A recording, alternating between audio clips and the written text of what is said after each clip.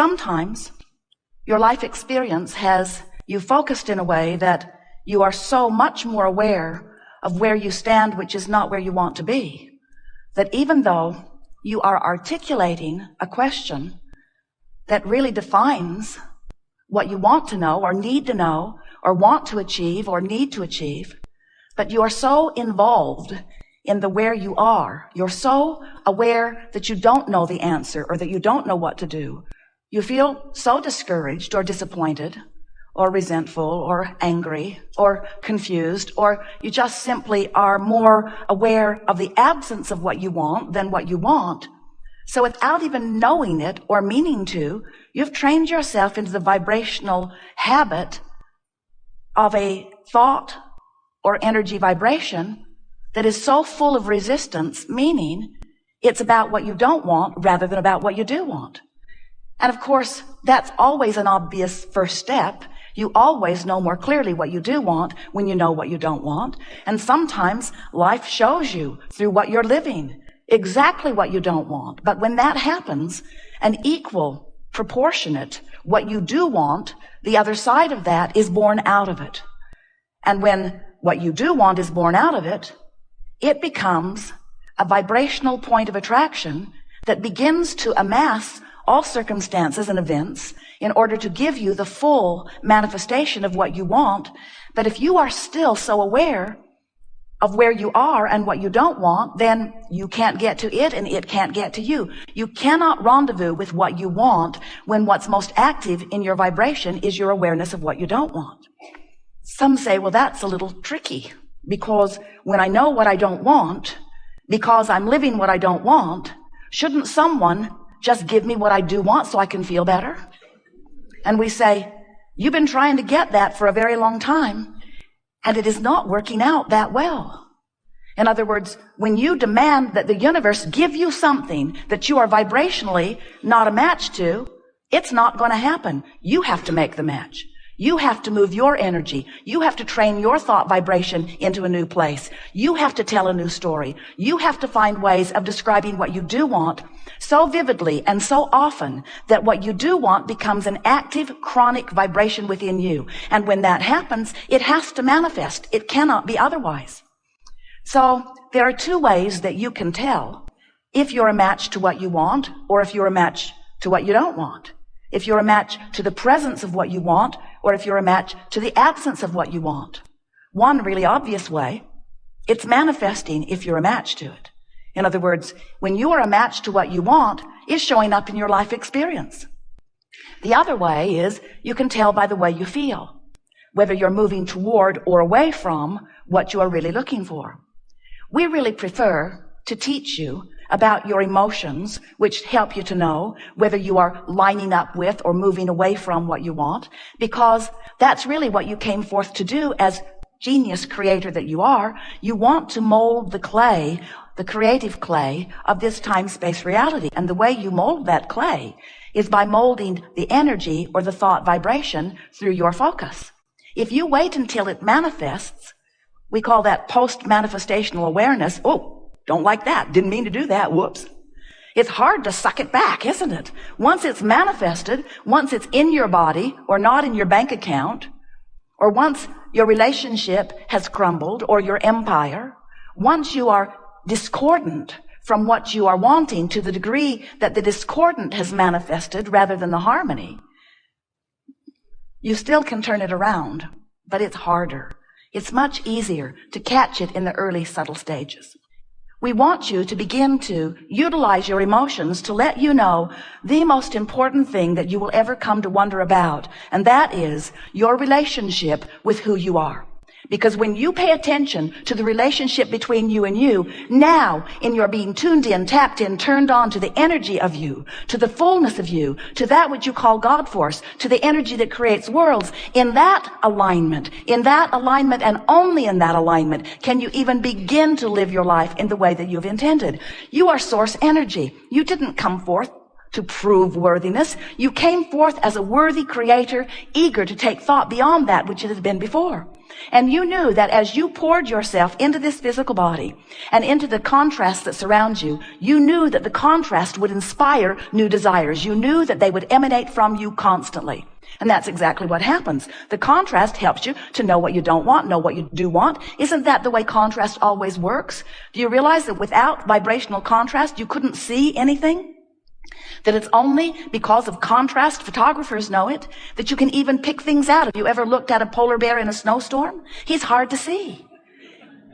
But when you realize that you are living in this variety of contrast to help you to focus, and that the energy that you feel is always your awareness of how you are focusing it, whether you are focusing in your physical body away from your broader knowing, or whether you are utilizing this broader knowing while you are focused here, that's really what the art of allowing is all about. When you are in this vortex of creation, you are living as you've intended to be. So, we want to show you how to get in, and we want to show you how to sustain being there as long as you can. In other words, once you get in, we want you to milk it and stay in, because the longer you are in there, the more of what you've been asking for can be revealed and received by you. But we do not want to give you the impression that it is your job to always and only be in the vortex. If that were your intention, you would have remained dead like us. But you came forth with the intention of sometimes stepping out of the vortex into the contrast to know what you don't want so that you can know what you do want. You just did not one of you ever intend to make a lifetime career of being out of the vortex. You didn't plan on making it a career to be in the step one phase. And step one is ask. And contrast induces the asking. What you did plan was to step out into the real world long enough to see the contrasting elements of it in order to decipher what you want, in order to give birth to what you want. But you intended, every one of you, to then, once you have decided what you want, to then give your undivided attention to what you want. And undivided takes on a whole new meaning here today, doesn't it? Your undivided attention, meaning your attention undivided or same as the attention that the source within you is giving. When you look at someone and you see a flaw in them, you find fault with them, you see them as inappropriate in some way, you step away from who you really are, because the source within you will not do that, not ever, not one time ever. Every particle of negative emotion that you feel is because you have found a vibrational stance or attitude or opinion or mood or belief, an active vibration, that's all that stuff is, an active vibration that disagrees with the active vibration of the source within you. So, I'm not enough always disagrees because source knows who you are. You're not enough always disagrees because source knows who you are. You are bad, you are wrong, you are inappropriate.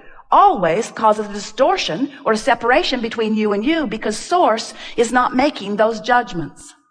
There is an inside the vortex source that is the love and the culmination of all that has become. And we so want to find a way of you finding the resonance with that within you. Can't you think of holding someone, usually someone precious to you, usually someone young, like a baby, or a dog, someone that you were holding with adoration? In other words, that person has not yet cheated you, deceived you, mocked you, blamed you, or bitten you. And so, as you focus upon the positive aspects of this, you resonate with the positive aspects that the source within you feels. As humans, often, you want to sort behavior and people and beliefs and attitudes and desires into piles of right and wrong, and then you want to praise some piles while you condemn others. And what we want you to understand is that any pile you're praising causes source to be there with you. But any pile you're condemning causes you to deviate from source. Source will not join you in negative judgment or in pushing against anything unwanted, because source understands the way the universe works. Source understands that when you know what you don't want, an equal and equivalent desire is born, and source gives its undivided attention to that. That's why there is an eternal expansion and evolution of all things. If you could become so convincing that you could get source to come and join you in your negative contemplation, then there would be no source and there would be no eternity. Now, don't worry about it. It cannot happen. Non-physical energy is too smart for that. Sometimes humans say, well, that's not the story I heard about God. I heard that he holds very strict standards. We say, yeah, there's a lot of confusion about what those standards are, isn't there?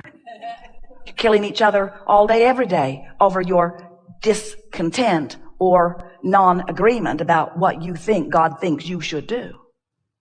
But you say, no, the God that I have heard about holds very strict, very, very strict rules. And when I keep those rules, I am loved by God. But when I break those rules, then I receive the wrath of God. Then I am condemned by God. And we say, that is a God that man has fashioned when he was outside of the vortex. Because we promise you that that which is source, that which is the source of you, and that which is the source of all that you know, is a pure, positive energy, expanding force, evolving because of the asking that is constantly taking place on the leading edge of creation.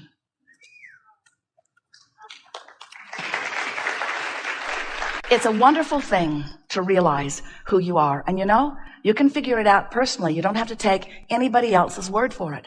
Just get out there and do your own personal testing of who you are and who God is. Put this conversation that we've given you here to your own personal laboratory test. Find someone and focus upon the positive aspects of that person and maintain your attention to that until you feel the swelling and the fulfilling and the becoming of that broader energy. Feel what it feels like when the energy that creates worlds flows with agreement through you toward your object of attention. And then find something that you think is unjust. Find something that you think is inappropriate. Poke at it with a stick. Focus on it for a while. Bring yourself to a place of discontent and anger and frustration. Get into an attitude of real wrongdoing about it. And feel the emptiness of your being that is what is expressed through the negative emotions that you call depression or fear or anger or resentment or rebellion. Feel that emotion and ask yourself, does this feel like I'm filled up with the energy of source? Or have I managed to empty myself out by choosing something so contrary to that which source is that I've pinched myself off temporarily from that energy stream? So when you become acquainted consciously and deliberately with the guidance system that you are born with, when you start paying attention to the vibrational frequencies of harmony and allowing and alignment and blending, or of resistance and discord, when you start paying attention to the way you feel, you'll know whether you're in tune with who you are or not. Now, here's the most important part of all of this, because some of you are hearing us in this context. You've come this far with this. You say, all right, Abraham, I accept that source exists, and I accept that I exist, and I can sort of kind of get it, that I can feel when I'm in sync with the love of source and when I'm not. And we say, but the story is bigger still. The reason that you, in your physical body, feel any negative emotion or any positive emotion, the reason that you feel the vibrational relationship is because in your living of life, you keep asking for more. And in that asking, hear this, in that asking, you keep becoming. When you ask, you become immediately what you're asking for. When you are sick and you ask for wellness, vibrationally speaking, you become it immediately. So the larger part of you has become well in your asking. And asking and asking and asking and asking and asking and asking. It happened the first time, but each time you ask, you amend the desire. So the vibrational body, that is you, has become weller every time you were sick. The vibrational beingness of you became more prosperous every time you felt not enough of something that you wanted or needed.